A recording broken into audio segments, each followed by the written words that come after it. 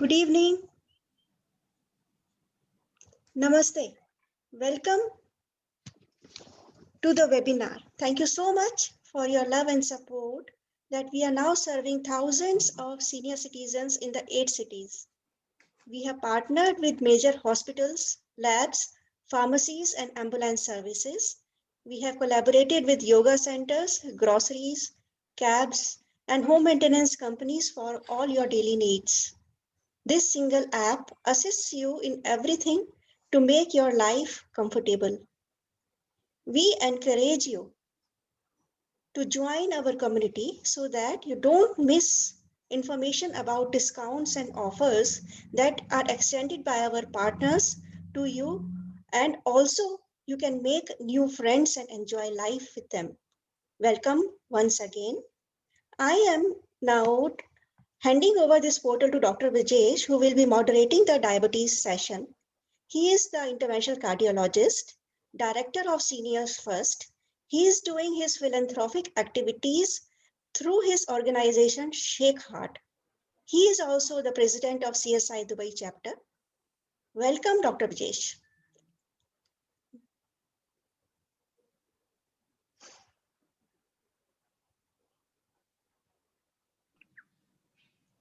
Yeah, Dr. Vijesh, you can proceed.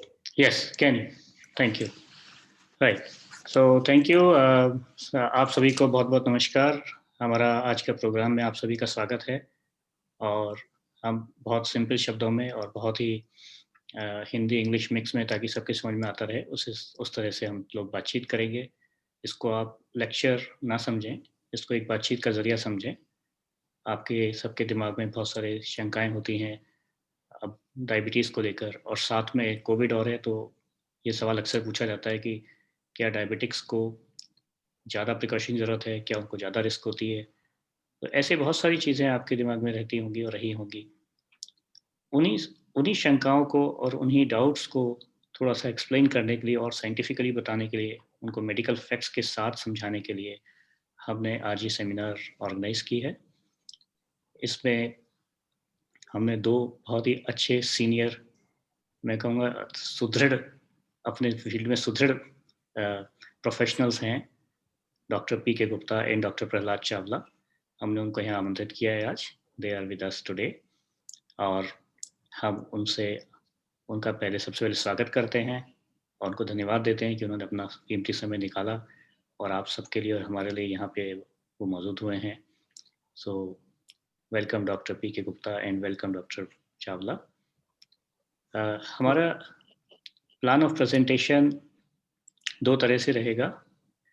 पहले doctor Chawla अपनी बात रखेंगे, फिर डॉक्टर पी.के. गुप्ता अपनी बात रखेंगे और उसके बाद हम लोग क्वेश्चन आंसर सेशन करेंगे. आप लोग को सभी को पूर्ण रूप से सुविधा रहेगी कि आप सवाल पूछ सकें. आप अपना चैट बॉक्स में सवाल टाइप कर सकते हैं. तो जब दोनों डॉक्टर्स, हमारे आमंत्रित डॉक्टर्स अपना लेक्चर देंगे, उसके बाद आप लोग सवाल पूछ सकते हैं. उन सवालों को मैं उनको प्रस्तुत करूंगा और वो उनका समाधान करेंगे. तो मैं सबसे पहले डॉक्टर चावला को बुलाना चाहूँगा. उसके पहले मैं थोड़ा सा उनके बारे में एक ब्रीफ इंट्रोडक्शन आपके समक्ष रखूँगा. तो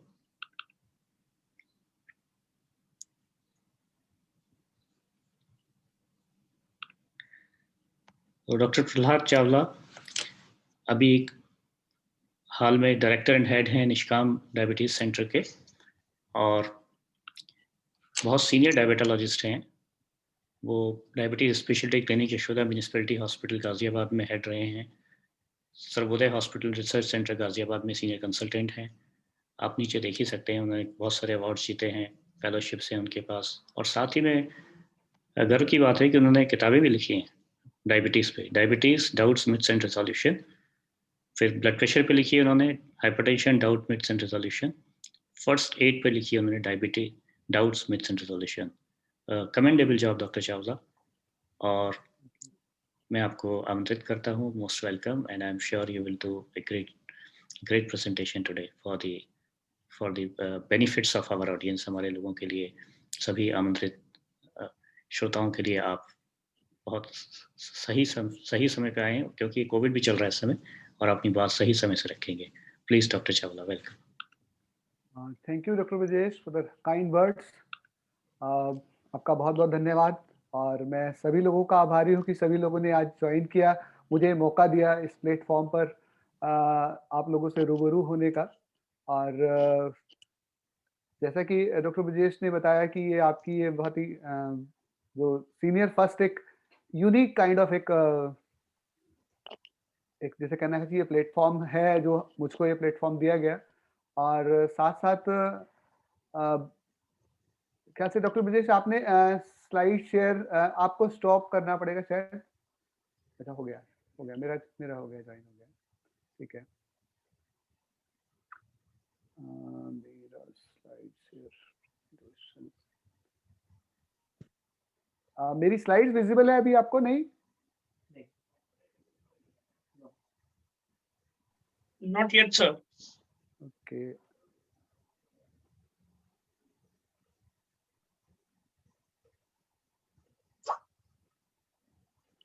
now still not? Yes, now visible? Yes, आप स्लाइड शो पे जाइए, बिल्कुल विजिबल हैं और दिखेंगी आराम से।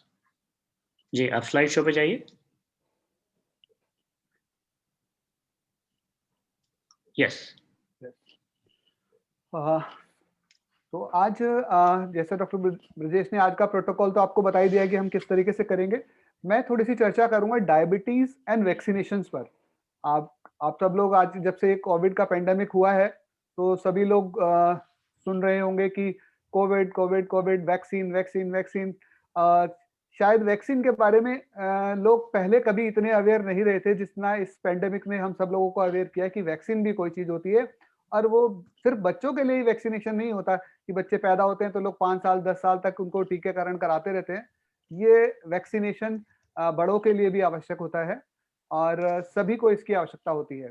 तो मैं बात करूंगा diabetes and vaccination in adult, not for the children. तो स्पेसिफिकली डायबिटीज पेशेंट्स में क्यों वैक्सीनेशन की जरूरत होती है और हमें क्या कारण है कि हम जो है इसको सोचते हैं कि ये बहुत ही आवश्यक है। डायबिटीज तो आप सभी लोग जानते हैं कि दिन ब दिन बढ़ती जा रही है। हम लोगों का लाइफ स्टाइल का इसके लिए बहुत बड़ा रिस्पॉन्सिबल है। और कुछ ऐसे बीमारियां होती हैं जिनको हम अगर टीकाकरण के द्वारा मरीज में अगर पहले से ही डायबिटीज के रोगी में टीकाकरण कर दें तो ये देखा गया है कि उनमें वो बीमारियां होने की संभावना काफी कम हो जाती है। खासतौर से जो विशेष रूप से जो बीमारी की बात करते हैं हम, तो एक इन्फ्लुएंजा होता है। जैसे अभी पीछे आप लोगों ने सुना होगा स्वाइन फ्लू, तो वो भी टाइप ऑफ इन्फ्लुएंजा ही होता है। तो उसके लिए भी टीकाकरण अवेलेबल होता है। इसके अलावा निमोनिया है। निमोनिया में भी बहुत सारे कीटाणुओं के अगेंस्ट, जैसे निमोवैक्स एक साथ जो है 23 तरीके के डिफरेंट उनके एंटीजेंस होते हैं, उनका पूरा का पूरा वैक्सीनेशन आता है। तो निमोनिया के लिए आता है जो हमें निमोनिया से बचाता है। होता है क्या है कि ये वैक्सीनेशन चाहिए तो डायबिटिक पेशेंट्स को बहुत ज्यादा होता है, लेकिन इसके अलावा जो लोग स्मोकर्स हैं, जो लोग इसके अलावा आपका सीओपीडी के मरीज हैं, ब्रोंकियल अस्थमा के मरीज हैं, हार्ट के मरीज हैं, खासतौर से 50 साल की उम्र के बाद अगर वो वैक्सीनेशन कर लेते हैं तो उनमें इन्फ्लुएंजा या निमोनिया के द्वारा कारण जो वैक्सीनेशन की वजह से हम उसको जो एडमिशन, हॉस्पिटल एडमिशन है उसको रोक सकते हैं, जो मोर्टेलिटी हो जाती है उसको रोक सकते हैं। तो ये देखा गया है कि अगर टाइप 1 और टाइप 2 दोनों ही पेशेंट्स जो हैं डायबिटीज के, वो एट रिस्क होते हैं। मतलब कि बच्चों में भी डायबिटीज अगर हो गई है तो उनका भी रिस्क बढ़ जाता है। तो हमें विशेष रूप से कुछ वैक्सीनेशन पे ज्यादा ध्यान देने की जरूरत होती है। इन्फ्लुएंजा में देखा गया कि साल भर में 10,000 से 30,000 तक लोग, और मोर्टेलिटी जो है 5 से 15% तक मोर्टेलिटी देखी गई है, खासतौर से अगर डायबिटीज उसमें है तो और ये जो चीज है वो 2 से 4 गुना तक बढ़ जाती है मोर्टेलिटी। और इसके अलावा एक और चीज इन्फ्लुएंजा के साथ देखी गई कि अगर आपको इन्फ्लुएंजा हो जाता है, आपको डायबिटीज है, तो आपका सीबीडी मतलब हार्ट की बीमारी होने का रिस्क कई गुना बढ़ जाता है। डायबिटीज अपने आप में ही रिस्क फैक्टर है हार्ट की बीमारी होने का, लेकिन अगर इन्फ्लुएंजा हो गया तो निमोनिया का रिस्क तो है ही है, साथ साथ हमें और बीमारी होने का भी रिस्क बढ़ जाता है।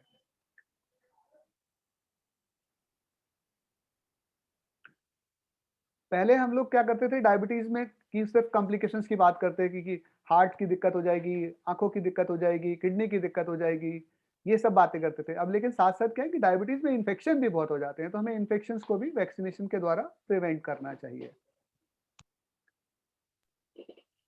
वैक्सीन इसलिए इंपॉर्टेंट होते हैं कि जो डायबिटीज के जो पेशेंट्स होते हैं उनमें इम्यून स्टेटस कमजोर हो जाता है, इम्यूनिटी कम होती है, जिसकी वजह से इन्फेक्शन का तो रिस्क है ही होता है, उसके कॉम्प्लिकेशंस का रिस्क बढ़ जाता है ज्यादा। तो अगर हम वैक्सीनेशन कर लेते हैं तो हम निमोनिया से बच सकते हैं, बैक्टीरिया से बच सकते हैं, मेनिंजाइटिस से बच सकते हैं। तो बहुत सारे की चीज़ें अभी अवेलेबल हैं और ये सब लोगों को अवेयर होना चाहिए, आप सब लोगों को, और इसकी आवश्यकता बहुत है। आपको अपनी जो भी डॉक्टर से जिससे भी आपका ट्रीटमेंट चलता हो, आपको डिस्कस करना चाहिए कि हम नॉर्मली अपने क्लिनिक्स पर जो डायबिटिक के पेशेंट्स होते हैं उनको इन्फ्लुएंजा का, निमोनिया का, साथ-साथ हेपेटाइटिस बी का वैक्सीनेशन 60 साल से कम लोगों को हेपेटाइटिस बी रिकमेंडेड होता है, डायबिटीज के जो पेशेंट्स होते हैं। उसके ऊपर थोड़ा सा रिस्क कम हो जाता है, तो वो आपके डॉक्टर डिसाइड कर सकते हैं कि कहीं आपको किडनी की प्रॉब्लम डेवलप हो गई है या और कोई कॉम्प्लिकेशंस है, तो वो डिसाइड कर सकते हैं कि 60 साल के बाद देना है कि नहीं देना है। नॉर्मली ये वैक्सीन्स होते हैं जो रिक्वायर्ड होते हैं। इसमें इन्फ्लुएंजा, निमोनिया, इसके अलावा टीडैप मतलब टिटनेस और डिप्थीरिया और पर्ट्यूसिस का वैक्सीन भी होता है, और एक जोस्टर वैक्सीन आपने अगर सुना हो तो हर्पीज जोस्टर नाम की एक बीमारी होती है। तो वो कहीं पे भी दाने दाने हो जाते हैं, जिसे आम बोलचाल में लोग मकड़ी भी बोलते हैं। आंख में भी हो सकती है वो, और कहीं पर भी शरीर के जो नसें होती हैं, नर्व्स जिसको बोलते हैं, उसमें इन्फेक्शन होता है और बहुत ज्यादा पेनफुल होता है। तो इन चीज़ों के वैक्सीनेशन अवेलेबल हैं, तो अपने डॉक्टर से ज़रूर बात करें और इसका इस्तेमाल करें। वैक्सीन्स एक न्यूमोकोकल कंजुगेट वैक्सीन्स होता है, एक न्यूमोकोकल। इसके अलावा वैक्सीन्स की गाइडलाइंस देने के लिए बहुत सारी ऑल ओवर द वर्ल्ड बहुत सारी एजेंसीज हैं। इंडिया में भी जो है जेनेटिक सोसाइटी ऑफ इंडिया ने इसको रिकमेंड किया है कि ये 50 साल से ऊपर की उम्र के लोगों को अवश्य ही लगना चाहिए। जो न्यूमोनिया का वैक्सीन होता है वो हर 5 साल पे लगता है, और जबकि इन्फ्लुएंजा का वैक्सीन जो होता है वो अ, हर साल लगाना होता है। क्योंकि इसकी स्ट्रेन बदलती जाती है, जल्दी-जल्दी ये चेंज करता रहता है अपने रूट्स को, तो इसलिए हर साल लगाने की आवश्यकता पड़ती है। और जो निमोनिया का इसमें ऑलरेडी 23 तरीके के जो उसके एंटीजेन्स होते हैं कीटाणु के, वो लिए जाते हैं, तो ये इसकी जो लाइफ एक बार लगाने के बाद 5 साल बाद ही रिपीट करने की आवश्यकता होती है। हेपेटाइटिस बी का मैंने आपको बताया कि सभी को 60 साल से नीचे तो लगना ही चाहिए डायबिटीज के सभी रोगियों को, लेकिन 60 साल के ऊपर लगाने के लिए आपके डॉक्टर डिसाइड करेंगे कि आपको हेपेटाइटिस बी लगने की आवश्यकता है या नहीं है। अब जिसकी हम चर्चा कर रहे थे, शुरुआत हमने की थी कोरोना वायरस से। तो कोरोना वायरस का वैक्सीन अब आने वाला है, अब सेकंड फेज इंडिया में चालू हो चुका है, और जिसमें सभी लोगों को इसके बाद का जो फेज है उसमें सभी जो सीनियर सिटीजन्स हो गए या आपके डायबिटीज के रोगी हो गए, जो हाई रिस्क वाले इंडिविजुअल हैं, उन सबको लगेगा। अभी तो इसमें जो आपके फ्रंट लाइनर है एडमिनिस्ट्रेटिव सर्विसेज में या पुलिस है, पुलिस फोर्स है, उन लोगों को वैक्सीन लगने शुरू हो गए हैं। लेकिन इसके बाद नेक्स्ट नंबर आएगा, हाई रिस्क वाले पेशेंट्स का नंबर आएगा। तो इसमें अगर हम देखें तो जो वैक्सीन है सभी के लिए रिकमेंडेड होता है, टाइप 2 और टाइप 1 दोनों के लिए। लेकिन टाइप 2 के लिए स्पेसिफिकली मेंशन किया गया है। टाइप 2 जो कि सीनियर लोगों में होती है, जो एडल्ट्स में होती है, और टाइप 1 बच्चों में होती है। तो जैसे अब एक वैक्सीन आजकल चल रहा होगा, मॉडर्ना आपने सुना होगा, फाइजर बायोटेक का सुना होगा। इंडिया में कोविशील्ड जो कि सीरम इंस्टीट्यूट ऑफ इंडिया ने बनाया है एस्ट्राजेनेका के सहयोग से, वो, और एक कोवैक्सिन जो भारत बायोटेक के द्वारा है, ये आजकल यूज में चल रहे हैं, और 40 लाख से भी ज्यादा लोगों को वैक्सीनेशन किया जा चुका है। वैक्सीनेशंस मैंने आपको सब बता दिया किसको देना है। कंट्रा इंडिकेशंस क्या है कि किसको हमें वैक्सीनेशन नहीं देना है। तो जिन लोगों को हाइपर सेंसिटिव रिएक्शन है उनको नहीं देना है, जिनको चिकन एग से एलर्जी है उनको नहीं देना है। उनको भी देने के तरीके आ गए हैं, लेकिन अभी कोविड के लिए वो रिकमेंडेशंस नहीं आई हैं। कोविड में तो उनको आउटराइटली मना कर दिया गया है कि जब स्थिति संभलेगी, तब रूटीन हो जाएगा, तब ये कोविड का वैक्सीन उन लोगों को लेना चाहिए। अभी मना अवॉइड करने के लिए बोला गया है। इसके अलावा किसी को एक एक बीमारी होती है, जीबी सिंड्रोम जिसे बोलते हैं, अगर 6 वीक से अंदर हुआ है और फ्लू शूट्स के बाद पहले हो चुका है, तो उसको भी ये वैक्सीनेशंस नहीं लेना है। और अगर साथ-साथ अगर कोई आपको बुखार चल रहा है, कोई एक्यूट इन्फेक्शन और कोई चल रहा है, कोई सेप्टिक बना हुआ है, तब भी हमें ये वैक्सीन अवॉइड करना चाहिए। तो अंत में मैं यही कहना चाहूँगा कि वैक्सीनेशन जो है डायबिटीज़ पेशेंट में बहुत इम्पोर्टेंट है, और इससे हम जो है होने वाली मृत्यु और साथ साथ हॉस्पिटलाइजेशन को रोक सकते हैं।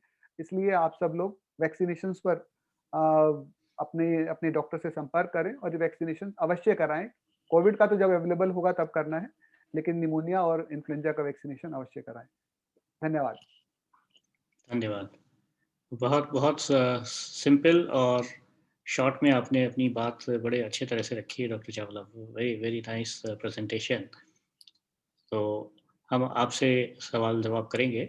उसके पहले मैं डॉक्टर प्रवीण को बुलाना चाहूँगा कि वो अपना प्रेजेंटेशन दें और उसके बाद हम इस सेशन को ओपन करेंगे फॉर डिस्कशन। सो ठीक है सर। हाँ, मैं आपको सिर्फ इंट्रोड्यूस करा देता हूँ डॉक्टर प्रवीण। हाँ जी so just wait for 1 minute.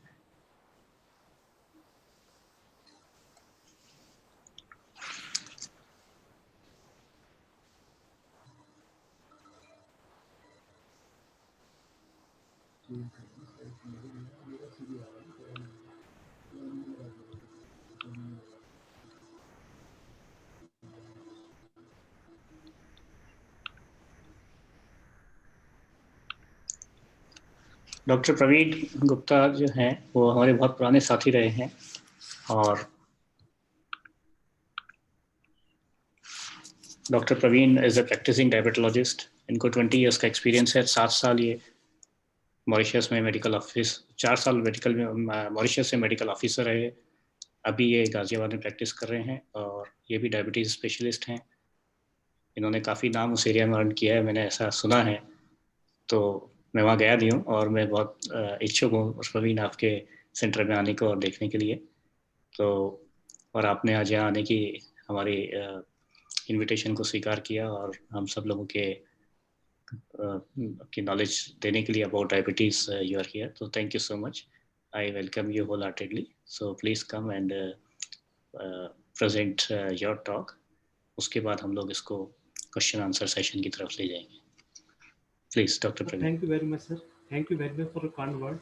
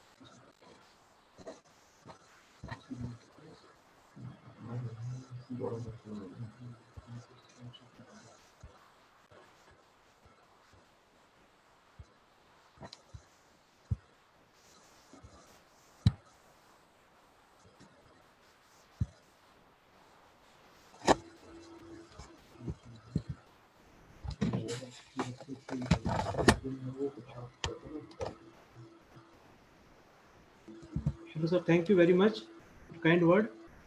Sir मेरी डायबिटीज़ का जो प्रैक्टिस रहा है उसमें मोस्टली टाइम देखा गया है जो पेशेंट्स आते हैं उनको डायबिटीज़ के बारे में बहुत सारे डाउट्स होते हैं। तो आज हम लोगों ने कोशिश किया है कि जो डायबिटीज़ के डाउट्स हैं उनको थोड़ा बहुत क्लियर अगर हो पाते हैं।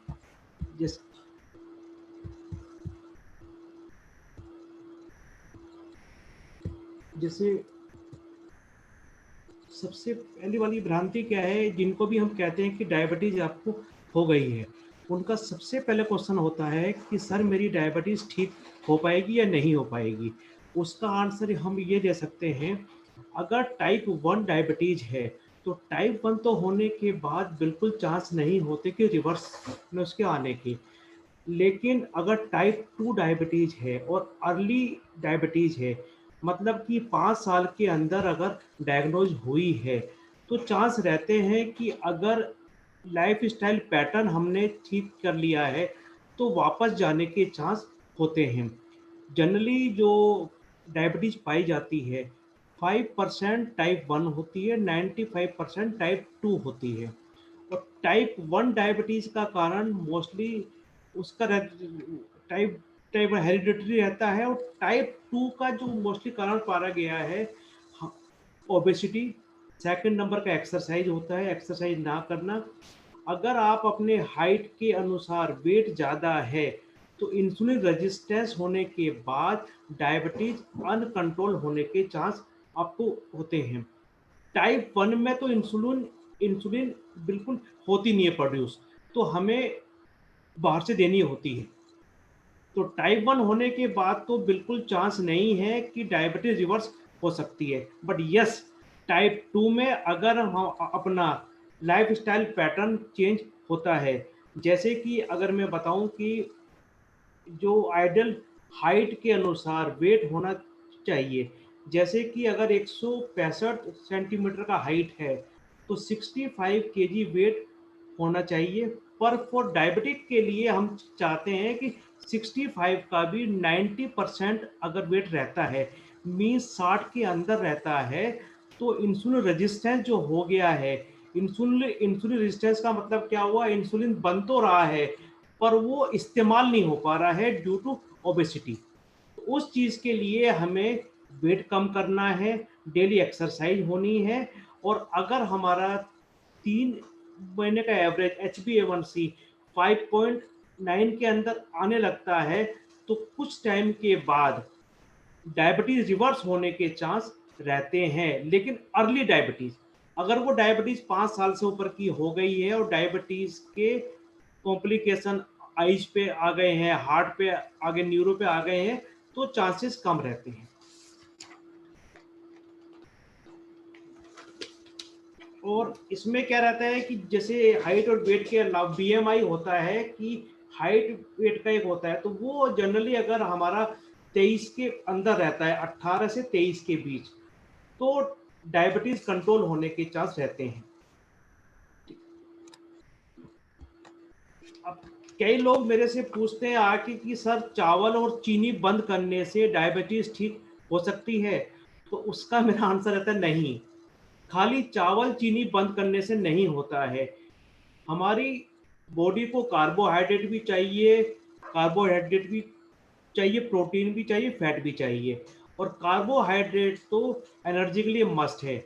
हाँ, ये हो सकता है वाइट राइस हो गया, स्किन अवॉइड शुगर हो गई, उनको अवॉइड करना चाहिए। दूसरी बात क्या होती है, डायबिटीज के लिए एक हमारे कॉमन टर्म होते हैं ग्लाइसेमिक इंडेक्स, GI। GI क्या मतलब है कि हमने कोई चीज खाई और एकदम हमारी हाई हो गई शुगर, उसको बोलते हैं कि इसका GI हाई है। और कुछ ऐसी होती है कि हम लोगों ने खाई वो और खाने के बाद बहुत तेजी शुगर नहीं हुई। जैसे कि अगर मैं एक एग्जांपल लेता हूँ, अगर हम एक आम खाते हैं तो आम खाने से एकदम हमारी डायबिटीज ऊपर की तरफ आती है, लेकिन उसके कंपैरिजन में अगर हम जामुन खा लेते हैं, क्योंकि जामुन का GI कम होता है, तो बहुत तेजी शुगर नहीं होती है। तो मैं हर एक को यही एडवाइस देता हूँ कि फॉर डायबिटिक पेशेंट हमें अपना खाना देखना होगा कि हम खा क्या रहे हैं, और चावल चीनी के अलावा सारी फूड हैबिट हमें थोड़ा सा स्किल चेंज करनी चाहिए। तीसरी एडवाइस ये देता हूँ कि रात का हमारा खाने का टाइम 3 घंटे पहले होना चाहिए, सोने से 3 घंटे पहले। लेकिन केवल चावल और चीनी छोड़ने से काम नहीं चलेगा, उसके साथ साथ क्योंकि हमें खाने में कार्बोहाइड्रेट भी चाहिए, इसके लिए फैट भी चाहिए, प्रोटीन भी चाहिए। लेकिन कुछ लोग आते हैं मेरे पास कि जी खाना तो हम कम ही खाते हैं, उसके बाद भी मेरा HbA1c बढ़ रहा है। उसका कारण क्या है कि जो शाम को हम 4 बजे या 5 बजे स्नैकिंग इसको बोलते हैं हम लोग, हमें उसे अवॉइड करना होगा। मीन्स अचार, पापड़, पूरी, टिक्की, ये सब चीज़ें हमें अवॉइड करनी होगी। जितनी भी डीप फ्राइड वाली चीज़ें हैं, इनसे डायबिटीज़ कंट्रोल करने में बहुत दिक्कत आती है।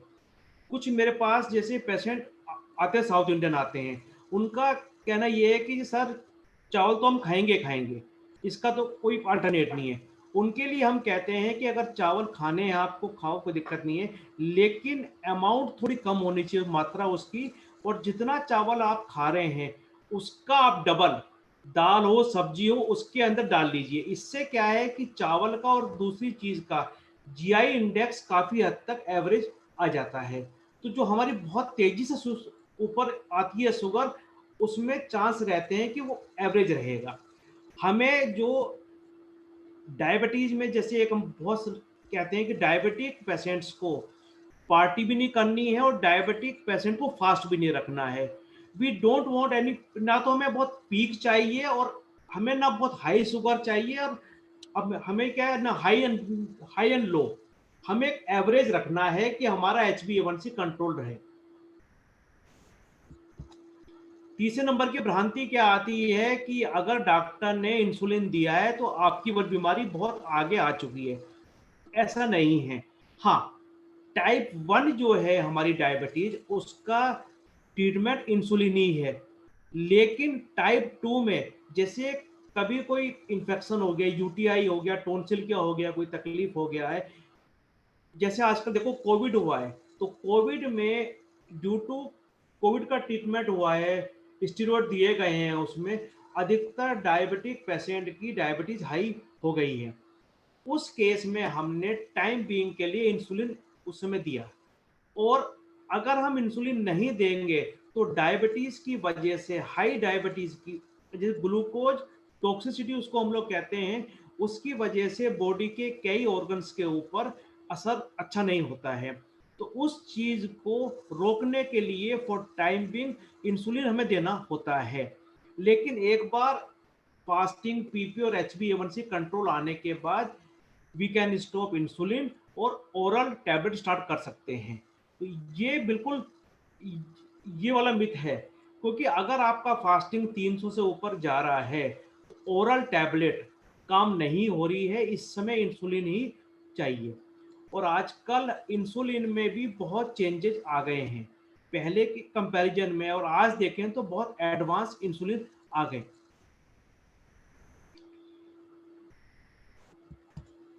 चौथी भ्रांति है कि अगर एक बार इंसुलिन स्टार्ट कर दिया तो इसकी आदत हो जाएगी। बिल्कुल नहीं आदत होने की इसमें। और अगर एक्यूट इलनेस, जैसे मैंने कहा, ग्लूकोज अगर बहुत ज़्यादा जा रहा है तो इंसुलिन हमें देना ही होगा। कुछ पेशेंट हैं जिन लोगों ने लाइफ स्टाइल पैटर्न अपना बहुत हद तक चेंज किया। चेंज मतलब डाइट हो गया, एक्सरसाइज हो गया, और खान पान पे अगर आपने ध्यान रखा, आपको ताज्जुब होगा कि अगर हमारा खान पान ठीक है तो HbA1c हम 1 से 2% तक कम हो सकती है। मतलब, या एक और असम में बोलूं, अगर मैं आसान में, 50 तक अगर फास्टिंग आपकी 150 आ रही है तो 150 से 100 तक भी आ सकते हैं अगर हमारा डाइट ठीक रहेगा तो इंसुलिन की कोई आदत वाली बात नहीं होती है। टाइप 1 का तो ट्रीटमेंट है, लेकिन हाँ, अगर हमने एक्यूट कंडीशन है, कोई पेशेंट की बीमारी है, अगर इंसुलिन नहीं दिया तो और ज़्यादा तकलीफ होने के चांस रहते हैं। तो इंसुलिन को आप हवा ना समझें। इंसुलिन डायबिटीज़ के लिए एक अच्छा ट्रीटमेंट है, और इसे लेने में अगर आपका डॉक्टर एडवाइस होता है तो इसको आप एक्सेप्ट करने में कोई दिक्कत नहीं है। पांचवी भ्रांति आती है बुखार या अन्य किसी बीमारी के समय डायबिटीज की टैबलेट ऑफ कर देनी चाहिए। ये तो बिल्कुल बिल्कुल नहीं होना चाहिए। मैं तो इनफैक्ट इतना कहता हूँ, डायबिटीज के साथ अगर कोई तकलीफ आई है, जैसे टॉन्सिल हो गया, फीवर हो गया, ईयर का इन्फेक्शन हो गया, उस समय बॉडी में एक एक्स्ट्रा स्ट्रेस आता है। एक्स्ट्रा स्ट्रेस के समय इंसुलिन की आवश्यकता ज़्यादा होती है। तो हमें, और अगर हमने ठीक टाइम पे कंट्रोल नहीं किया तो डायबिटीज 500-600 जब आ जाती है तो आईसीयू में एडमिट होने के भी चांस रहते हैं। उसे हम लोग कहते हैं डीके हो गया या एचएसएस हो गया। खैर, लेकिन उस चीज को अवॉइड करने के लिए, जब भी कोई स्ट्रेस है, जब भी कुछ भी अगर आपको तकलीफ हुई है, मेरी एडवाइस रहती है उस टाइम पीरियड में, ड्यूरिंग द इलनेस पीरियड, कम से कम 4 बार आपको शुगर चेक करना चाहिए। एक तो फास्टिंग में, एक एक आपको नाश्ते के 2 आवर्स के बाद, एक आपको लंच के 2 आवर्स के बाद, एक रात को खाना खाने के 2 आवर्स के बाद। तो अगर 4 बार अगर आपका रहता है तो आपको एक आइडिया रहता है कि मेरी डायबिटीज़ का क्या स्थिति है।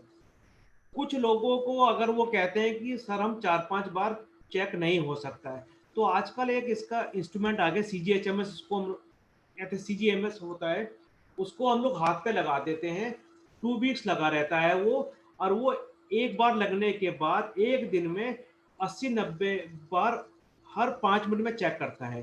तो हम 2 हफ्ते बाद उसके वाले ग्राफ देख के हम कह सकते हैं कि इनकी डायबिटीज़ यहाँ हाई है।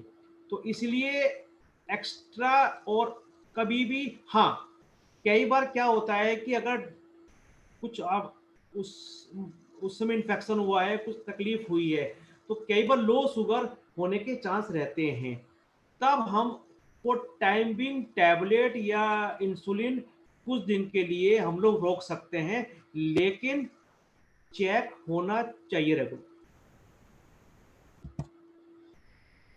क्रांति 6 है कि मेरी डायबिटीज जब बहुत बढ़ जाती है तो हमें आइडिया हो जाता है।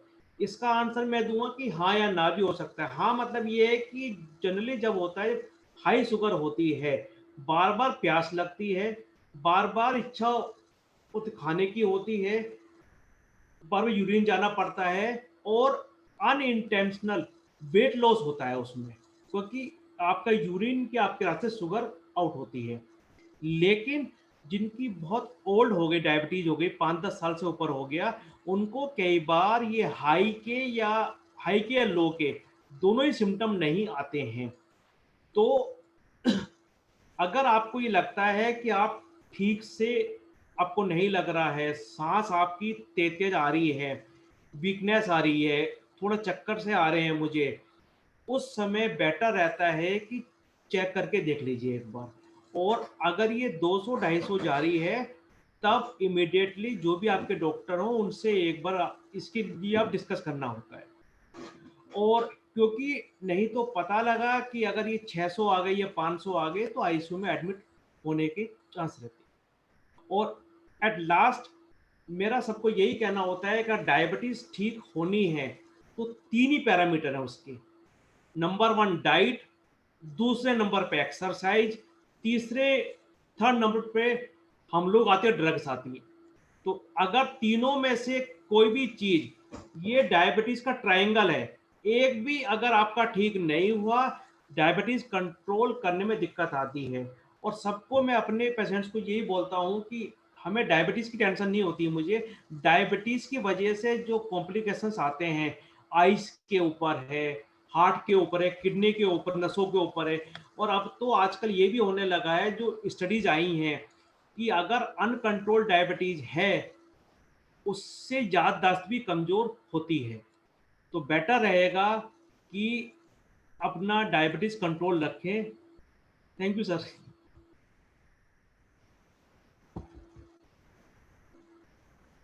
Thank you very much Praveen. बहुत ही अच्छा तुमने प्रेजेंटेशन दिया। बहुत बहुत सिंपल शब्दों में किसी के भी समझ में आ सकता है। रुक, मेरी भी भ्रांतियां कुछ दूर हो रही है साथ साथ में। सर नहीं, बहुत बहुत अच्छा। सो अब हम आगे बढ़ते हैं। तो हम लोग कुछ क्वेश्चन आंसर्स आपस में डिस्कस करते हैं, प्लस हम सभी श्रोता जो भी मौजूद हैं, जो भी ऑडियंसेस हैं, उनको रिक्वेस्ट करेंगे कि उनकी कुछ क्वेरीज हैं तो वो चैट बॉक्स है उसमें टाइप कर सकते हैं, और मैं उन क्वेश्चन को आप लोगों से पूछूंगा। सो डॉक्टर चावला, आपने वैक्सीन्स के बारे में बताया, एडल्ट वैक्सीन्स के बारे में। तो ये न्यूमोकॉकल तो आपने बताया 5 साल में, और इन्फ्लुएंजा 1 साल में। डीपीटी का क्या स्टेटस है, और कब किसी को लग चुका है बचपन में तो क्या लगना चाहिए दोबारा? हाँ, बेसिकली इसमें ना क्या है कि जो एडवांस वाला वर्जन है, टीडैप करके एक आता है, जो एक साधारण होता था डीपीटी जो लगा करता था पहले, उसके मुकाबले उसमें थोड़ा सा क्रॉस रिएक्टिविटी होती है, तो उसको तो रिकमेंड नहीं करते। टीडैप होता है वो रिकमेंडेड है, और उसके बाद एवरी 10 ईयर फिर लगना है। मतलब किसी भी एज में आपको पता है कि पहले डीपीटी लगा है नहीं लगा कुछ भी है, आप उसको डीपीटी दे सकते हैं, और उसके 10 ईयर्स पे डीटी देते रहते हैं, डिप्थीरिया और टॉक्सिन्स की बूस्टर डोज एवरी 10 ईयर। अच्छा, तो जैसे कोई पेशेंट को बचपन में कभी लगा है एक बार डीपीटी, और अब पहली बार हमारे पास आए, 55 साल के हैं वो, और डायबिटीज भी है टीडैप, उनको, हाँ तो टीडैप देंगे टीडैप, उनको, टीडैप पहला टीडैप लगेगा, उसके पहला बाद टीडैप, हर उसके 5 बाद एवरी 10 इयर्स ये DT, TD, TD TD TD, मतलब टीडी टिटनेस मतलब एंड डिप्थीरिया, परट्यूसिस का टेटेनस बूस्टर नहीं डिप्थीरिया। लगता। ओके, ओके, ये बहुत अच्छी जानकारी है। और हेपेटाइटिस वैक्सीन यूजुअली तो शायद 5 साल में लगाते हैं हम लोग, हर 5 साल में। हर 5 साल में, जो जैसे बचपन में पूरा उसका शेड्यूल होता है 016 कि आज लगा, 1 महीने पर लगा और 6 महीने पे लगा और उसके बाद हर 5 साल। लेकिन प्रॉब्लम क्या है कि 5 साल लगाने के बाद सब लोग भूल जाते हैं। अब बूस्टर लगाना मैं देखता हूँ कि डॉक्टर्स में भी जो रिकमेंडेशंस है, वो भी डॉक्टर्स भी जो है 5-5 साल पे हाँ, बूस्टर नहीं लगाते हैं, कई बार देखा गया है। नहीं लगाते तो हैं, सही जबकि वो बात है। आवश्यक है, मेडिकल हम लोग को हेल्थ केयर हाँ, हाँ, प्रोफेशनल्स को हाँ। तो बहुत ही ज़्यादा इम्पोर्टेंट है। ऐसे ही वो एवरी 5 ईयर बूस्टर लगने की ज़रूरत होती है। उसमें देखा गया है कि नॉर्मली जो एट द एज ऑफ 60 तो इसलिए लगाना रहता है कि और भी बहुत सारे आप एक्सपोज़ रहते हैं, लेकिन 60 की एज हाँ, के बाद आपका एक आउटडोर एक्टिविटीज़ कम हो जाती हैं। प्लस लेकिन क्या होता है कि जो लोगों को ये देखा जाए कि जो अपनी शुगर मॉनिटरिंग के लिए बाहर अपना खुद सेल्फ मॉनिटरिंग नहीं करते हैं, या जिनका जो है कि सैंपल देने ही बाहर जाते हैं, या आपका कोई भी इंजेक्शन लग रहा है इंसुलिन, वो भी खुद नहीं लगाते हैं, वो भी दूसरे से लगाते हैं, सिरिंजेस साफ नहीं रखते, तो उनमें भी हेपेटाइटिस बी होने के चांसेस बढ़ जाते हैं। तो at the after the age of 60 उन लोगों में भी जो हेपेटाइटिस बी ओके, रिकमेंड की जाती है कि आपको अपना शेड्यूल पूरा कर लेना चाहिए और हर 5 साल पे बूस्टर लगते रहना चाहिए। कि कभी भी जब डायलिसिस या ऐसी स्थिति आ जाती है, रीनल फेलियर हो जाता है, तो फिर आपको बहुत मुश्किल हो जाता है कि पता लगा हेपेटाइटिस बी पॉजिटिव है, तो इसलिए आपको डायलिसिस ही नहीं मिल पा रहा शहर में, क्योंकि कोई तैयारी नहीं है आपको हाँ, सही कोई बात। मशीन नहीं है उनके पास हेपेटाइटिस बी वाली हम्म, पॉजिटिव पेशेंट्स ओके, के लिए। तो इसलिए बहुत हमेशा अच्छा रहता है कि हम पहले से ही अगर हेपेटाइटिस बी से वैक्सीनेटेड रहेंगे तो उसके चांसेस कम रहेंगे और लीवर भी हमारा सेफ रहेगा और बाकी भी जितनी चीजें होती हैं हम उसको प्रोटेक्ट कर सकते हैं। Yes, okay. तो मेरे पास एक क्वेश्चन है, any diet changes for tingling sensations in legs and palms along with vitamin tablets in patients with prolonged history of diabetes? Dr. Praveen can answer this. कि tingling sensation जो होते हैं legs में और हाथों में और पाँव में, तो विटामिन और उसके साथ क्या लेना चाहिए उसके लिए, जिनको डायबिटीज है, जो डायबिटिक पेशेंट्स हैं? अनम्यूट कर लो। हाँ, हाँ, इसमें सर सबसे पहले क्या है, विटामिन बी12 की एक बार डोज देखनी होती है, हमें कितना है उनका डेफिशिएंसी। अधिकतर क्या होता है, न्यूरोपैथी होने के चांस रहते हैं टिंगलिंग वाली जो सेंसेशन। उसमें क्या है कि, और डाइट की जहाँ तक बात है, इसके अंदर जैसे उन्हें एलमंड होता है, 4-5 वो ले सकते हैं। सबसे पहली बात है कि डायबिटीज़ कंट्रोल होनी चाहिए। अगर डायबिटीज़ अनकंट्रोल्ड है, तो डाइट का बहुत ज़्यादा रोल नहीं होता है। सेकंड क्या चीज़ है इसमें मैं याद दूँगा कि डायबिटिक पेशेंट को कभी भी नंगे पैर नहीं चलना चाहिए, क्योंकि होता क्या है नंगे पैर में, उनकी नसें बहुत काम नहीं करती हैं। कई लोगों को पैरों में इतना ज़्यादा सूनपन आ जाता है कि चलते-चलते उनका ये हाल चप्पल भी उनकी बाहर निकल जाती है। तो उन सब का ये है कि डायबिटीज़ कंट्रोल होनी चाहिए। विटामिन बी12 का टेस्ट होना चाहिए एक बार 1 साल में। अगर बाय चांस वो कम है, तो फिर विटामिन बी12 की अलग से टैबलेट्स आती हैं। बट सबसे ज़रूरी है एचबीए1सी और फास्टिंग, इसके अंदर कंट्रोल होनी चाहिए। और अगर आप टेम्पल भी जा रहे हैं, तो वहाँ भी जितनी दूर तक चप्पल पहन के आ सकते हैं, तो बहुत अच्छी बात, नंगे पैर नहीं चलना चाहिए। बहुत अच्छी जानकारी आजकल आपने दी है प्रवीण। हाँ सर, बोलिए। मैं कहता आजकल जो है टेम्पल सॉक्स भी आने लगी हैं, अच्छा, जिसमें ओके। क्योंकि डायबिटीज, ये न्यूरोपैथी बड़ी कॉमन सी प्रॉब्लम है डायबिटीज वाले पेशेंट्स में। अब आखिर में जाकर के भी अगर ऐसा चलना पड़ेगा तो उसके लिए टेम्पल सॉक्स भी अवेलेबल हैं, काफी ओके। होने लगा है, बहुत ज्यादा महंगी भी नहीं होती हैं, तो वो भी, और नहीं तो एटलीस्ट अगर नहीं है तो कोई भी कॉटन की सॉक्स पहन के ही जाना चाहिए, नंगे पैर नहीं ओके। चलना, क्योंकि कुछ भी अगर बारीक से बारीक कंकड़ भी अगर पैर में लगेगा या कुछ चुभ जाएगा, आपको तो पता नहीं लगेगा सेंसेशन की वजह से कि सेंसेशन कम है। तो इसलिए एक, और आपको जैसे ये तो ध्यान रखना ही चाहिए ऐसे पेशेंट्स को, अगर कुछ एब्नॉर्मलिटी हो रही है, कि रात में जरूर अपना फुट केयर करनी चाहिए, कि रात में जरूर अपना पैर आकर के चेक करें कि कोई कंकड़ी या कुछ छुपी तो नहीं है, और उसके लिए आप एक ग्लास भी यूज कर सकते हैं, जिसमें आप यूज करके ये हम्म, मैग्नीफाइड ग्लास होता है कि कहीं कुछ ऐसा चुभ तो नहीं गया है। तो ये जरूर न्यूरोपैथी वाले पेशेंट्स को प्रिकॉशन लेनी चाहिए, नहीं तो कई बार फुट में गैंग्रीन्स और ये सब चीजें बनने की संभावना रहती है। डायबिटिक फुट, हाँ बड़ी कॉमन चीज है तो। एक सर इसमें एडवाइस एक और देना चाहूंगा मैं। हाँ हाँ, अनम्यूट करो, अपने को अनम्यूट करो प्रवीण। हाँ हाँ सर, एक और मेरी एडवाइस रहेगी, जितने भी न्यूरोपैथिक वाले होते हैं डायबिटीज के साथ, जो सूज हैं वो जैसे हम लोग जैसे नहीं होते पॉइंटेड वाले जो सूज होते हैं हाँ उसका हाँ, इस्तेमाल नहीं होना चाहिए। डायबिटिक वालों का जो Correct. आगे से सूज होना चाहिए वो थोड़ा चौड़ा सा होना चाहिए। हाँ दूसरी बात है, हम जो चप्पल का इस्तेमाल है हमारे घर में, तो चप्पल भी ऐसी होनी चाहिए जो बीच में एक होता है, ऐसा ना हो कि जो नहीं फ्लैप वाली जो चप्पल आती है उसका इस्तेमाल होना चाहिए। ओके, अंगूठे वाली चप्पल नहीं पहननी है उनको। अच्छा ओके, अंगूठे वाली चप्पल ना हो, बीच में नहीं होना चाहिए, जो चप्पल के हाँ ऊपर आना चाहिए वो। और शूज ओके पॉइंटेड भी नहीं होने चाहिए शूज भी। ओके, दैट इज और, गुड, गुड एडवाइस। इतना भी इन चीज़ों पे ध्यान जाता नहीं है एक्चुअली, बहुत छोटी छोटी बातें हैं जो इतनी इंपॉर्टेंट हैं और हम लोग ध्यान नहीं देते इन बातों पे। और पैर आप- जैसे क्या जैसे भी डॉक्टर ने बताया कि पैर रोज आपके डेली देखने हैं आपको। अगर कहीं भी पैर में क्रैक आ रहा है या कुछ आ रहा है तो कोशिश करो जितनी जल्दी हो उसके लिए अपने अपने डॉक्टर के पास जाओ, क्योंकि अगर पैर में थोड़े से भी क्रैक्स आ रहे हैं तो आगे जाके अल्सर होने के चांस हो सकते चांस हैं। बढ़ जाएंगे, करेक्ट, तो बिल्कुल। बेटर रहेगा कि पैर बिल्कुल आप क्लीन होने चाहिए हाँ, यस। और अच्छा, अभी मेरे टाइट पास शूज कुछ नहीं और होने चाहिए। सवाल हैं। हाँ हाँ चलो, सर दैट्स बताइए। Very good. अब एक सवाल ये है कि मैं सवाल को ठीक से समझ नहीं पाया हूँ, लेकिन मैं आपके सम्मुख रखता हूँ। Up to what level of HbA1c is safe? So I think it is a question कि भाई कितना हमें टारगेट करना चाहिए HbA1c? यस। बेसिकली जो HbA1c का लेवल है, ये इस चीज पे डिपेंड करता है कि आपकी एज क्या है। क्योंकि क्या होता है कि अगर कोई यंग डायबिटिक है तो उसमें तो हम चाहते हैं कि आपका HbA1c 6.5 ही रहना चाहिए। ओके मैक्सिमम 7 से ज्यादा तो बिल्कुल भी नहीं जाना चाहिए।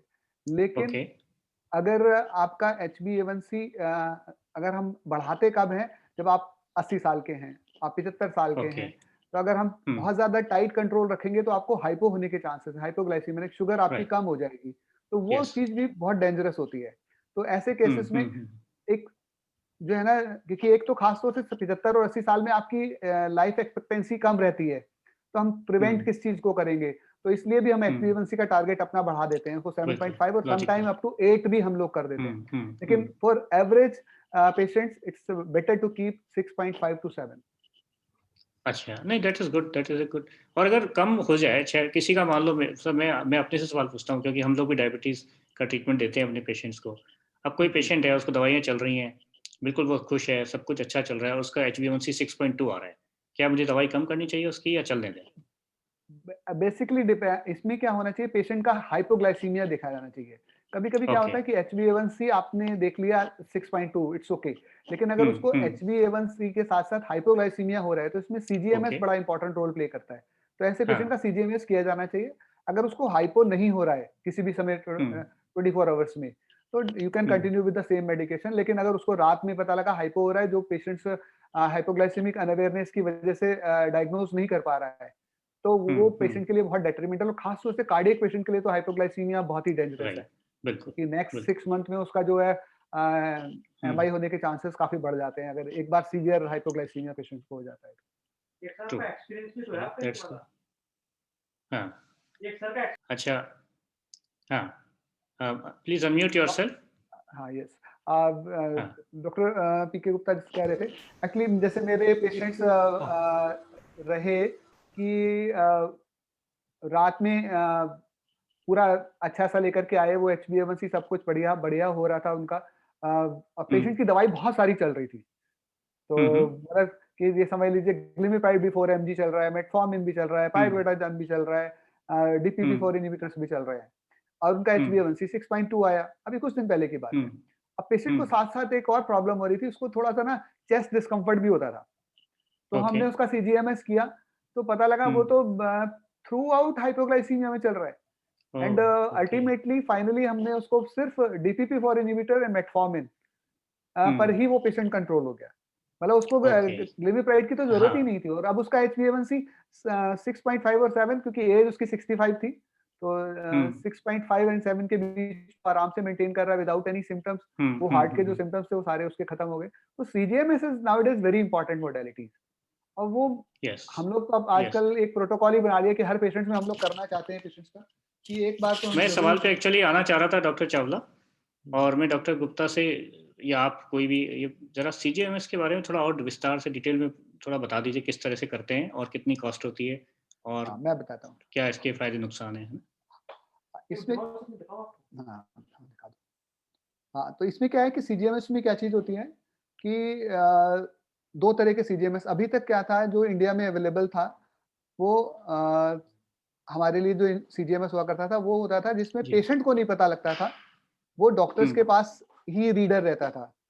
लेकिन अभी अच्छा। नवंबर में एक लॉन्च हुआ इंडिया में, जिसमें CGMS जैसे ये इस तरीके से आता है, इस तरीके से अच्छा। एक ये ओके।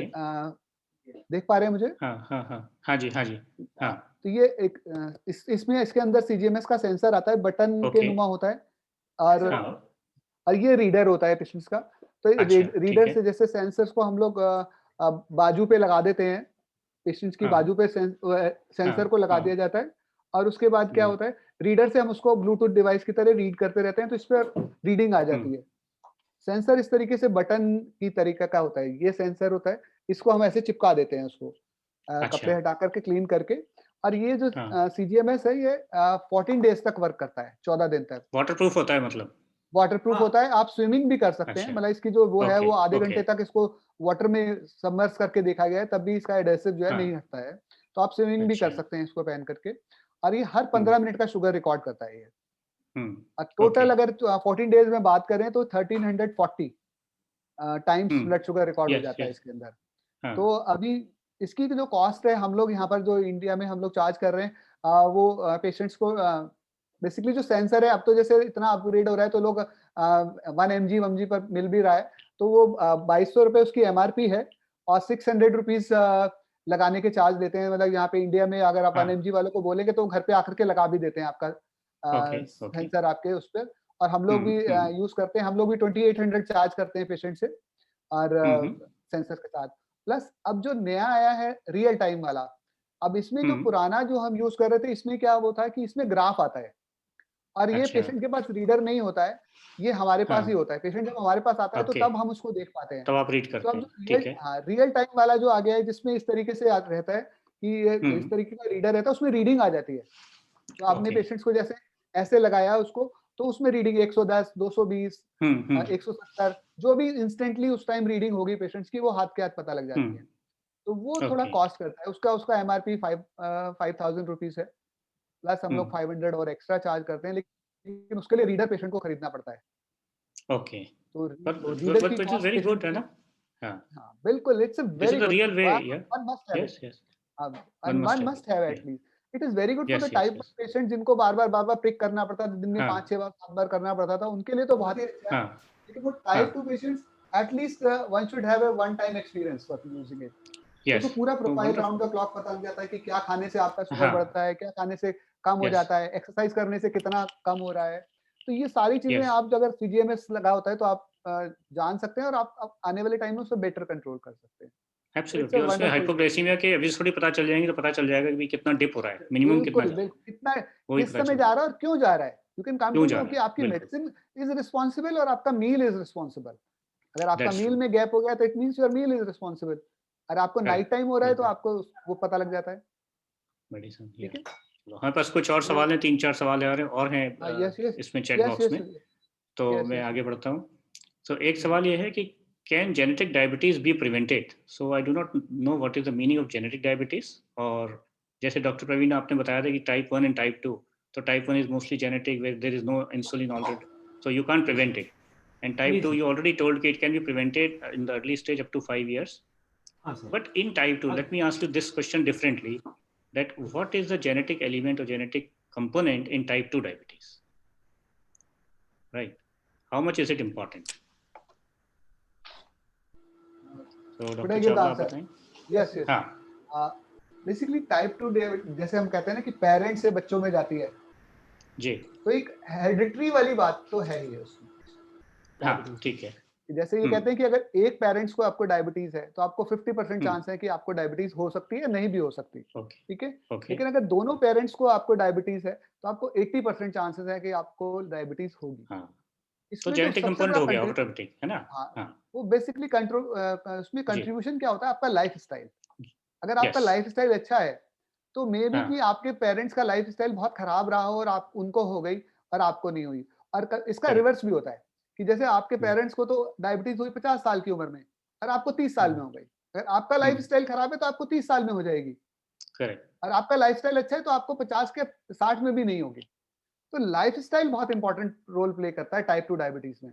अगर लाइफस्टाइल आपने अच्छा रखा हुआ है तो चांसेस यही हैं कि आप इस चीज को अवॉइड कर सकते हैं, जो इंसुलिन रेजिस्टेंस वाला जो फैक्टर है उसको कर सकते हैं।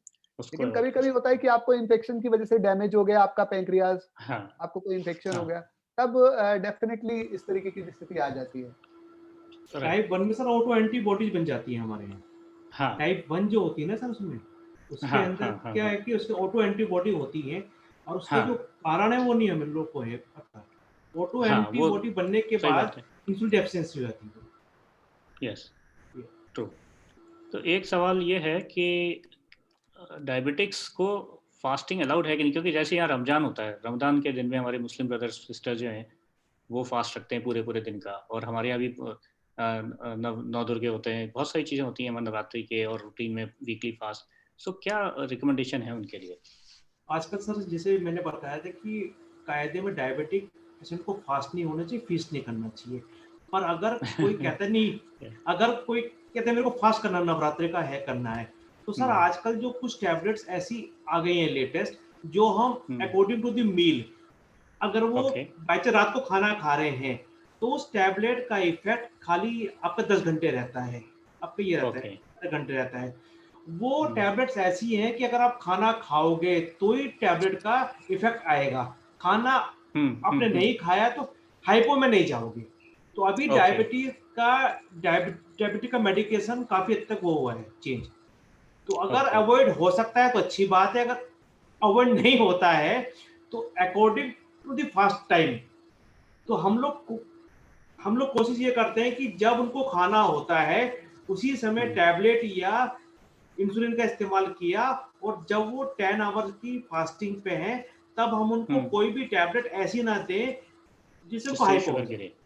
जाए। ये तो मेरा मेरा सलाह सबको ये रहेगी कि भाई अगर आप डायबिटिक हैं और अगर आप फास्ट करना चाहते हैं तो डॉक्टर से मिल लें, और मैं तो आपको डॉक्टर गुप्ता और डॉक्टर चावला रिकमेंड करूंगा तो उनसे मिल लें। सो so वो आपके आपके एडजस्टमेंट कर देंगे दवाइयों की, ताकि सो दैट आपको आजकल सीमलेस। आजकल ऑनलाइन जी, ऑनलाइन कंसल्टेशन भी अवेलेबल है। ऑनलाइन कंसल्टेशन में सो वो अच्छा रहेगा। फिर एक सवाल और है कि due to diabetes can there be nerve related pain? So तो हो सकता है, आप बताओ थोड़ा न्यूरोपैथी के बारे में, डायबिटिक न्यूरोपैथी के बारे में, Definitely, nerve as related earlier pain. discussed, yes, yeah, as yes, earlier discussed by Dr. Gupta, uh, neuropathic pain is very common with the diabetes. If your diabetes is uncontrolled, definitely you will end up in this problem कि आपको होगी ही होगी neuropathy, और pen होगी या नहीं होगी, क्योंकि न्यूरोपैथी सेंसरी न्यूरोपैथी भी हो सकती है जिसमें आपको पेन का पता ही नहीं लगता है, और हाँ, आइसोलेटेड कोई नर्व इन्वॉल्व हो सकती है जिसकी वजह से आपको पेनफुल न्यूरोपैथी भी हो सकती है, depending upon the type of neurons और टाइप ऑफ माइलॉन्स, माइलिन शीथ पर इन्वॉल्वमेंट है आपका, स्मॉल फाइबर्स इन्वॉल्व हैं, लार्ज फाइबर्स इन्वॉल्व हैं, इसकी वजह से डिफरेंट डिफरेंट प्रेजेंटेशंस पेशेंट्स की होती हैं। तो डायबिटीज का कंट्रोल तो पैरामाउंट है, वो तो आपको करना ही करना पड़ेगा, यस, उसके बिना कोई ऑप्शन आपके पास नहीं है। लेकिन डेफिनेटली हो सकती है पेनफुल न्यूरोपैथी भी। डेफिनेटली, हाँ। अच्छा, एक सवाल है प्रवीण, ये हमारे मित्र हैं मॉरिशस से और वहीं से अटेंड कर रहे हैं आपकी सेमिनार। अच्छा, क्या बात है। उन्होंने पूछा है, श्री माकुन लाल जी, हाँ जी, हाँ जी, बताइए सर। तो can exercise reduce diabetes and what type of exercises are recommended? Very good, very good. Exercise का ऐसा है, यस, एक्सरसाइज से मैंने बताया ना, डायबिटीज ठीक करने के लिए हमारे पास 3 पैरामीटर है, डाइट, एक्सरसाइज और टैबलेट आते हैं थर्ड नंबर पे। टैबलेट, यस, एक्सरसाइज का मतलब है, फॉर हम लोग एडवाइज ये करते हैं 1 आवर पर डे एक्सरसाइज चाहिए। अगर कुछ लोग आते हैं कि इतना टाइम नहीं है, हमारे पास। उस एक्सरसाइज को आप दिन में आप 3 बार भी कर सकते हैं। Half an Okay. Hour fasting में हो गया आपका, 10-10 मिनट, आप 20-20 मिनट आप खाने के बाद भी, उसके बाद आप आधे घंटे के बाद 10 मिनट की जा सकते हैं। पर टोटल ये Okay. होना चाहिए 1 आवर की एक्सरसाइज होनी चाहिए। और for Okay. Diabetic patient every day, जैसे कि अच्छा। 5 दिन की एक्सरसाइज से काम नहीं होगा। और एक दूसरा इसमें यह है कि रात का खाना कोशिश करें 8 पीएम तक हो जाए, जिससे कि सोने में और खाने में आपका 2 घंटे का अंतर रह जाए। हाँ। और एक्सरसाइज का जो टाइप है, सबसे अच्छा इसमें वॉकिंग रहता है। पर वॉकिंग हुआ, जॉगिंग हुआ, ये सारी चीजें आप जितनी एरोबिक होती है और जितनी भी एक्सरसाइज है, यू कैन डू इट।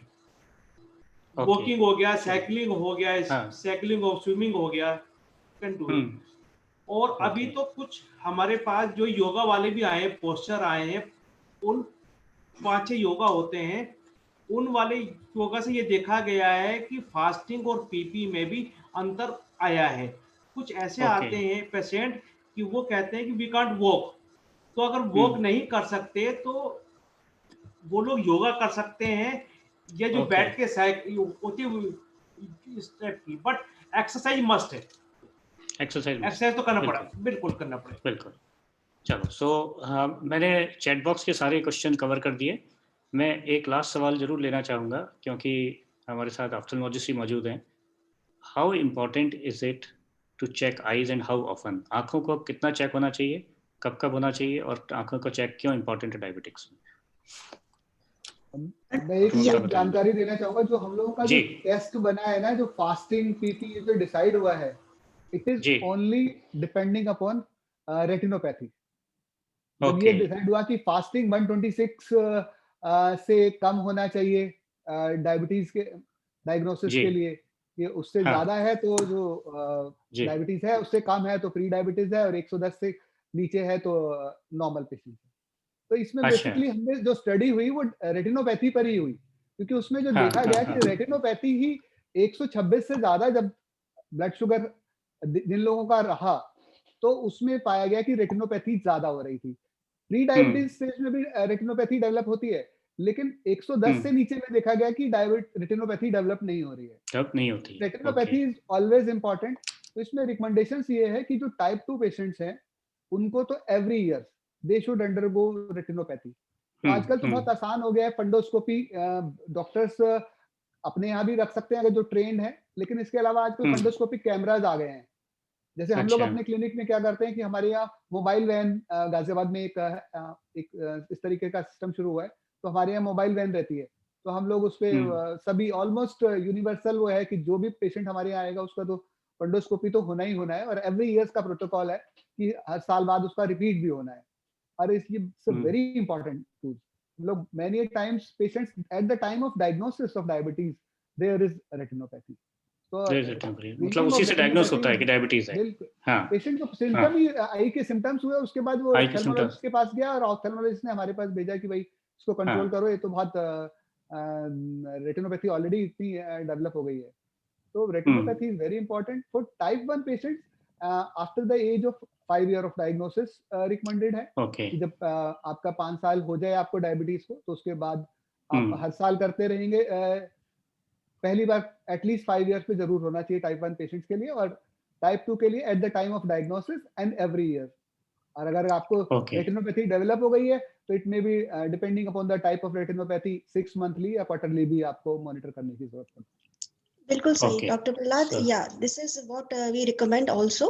या देयर आर चांसेस कि भाई आप अगर डायबिटिक हैं तो आपकी लाइफ टाइम में 30% चांस है कि you will develop retinopathy, and it depends upon the duration of diabetes. Even when it is control ना, अगर वो कंट्रोल में भी है, then there are still chances कि आपको retinopathy होगा. It is like the bad blood passing through the, you can say, the blood vessels. So it is causing damage to the blood vessels basically, है ना, चाहे वो control में है चाहे नहीं है.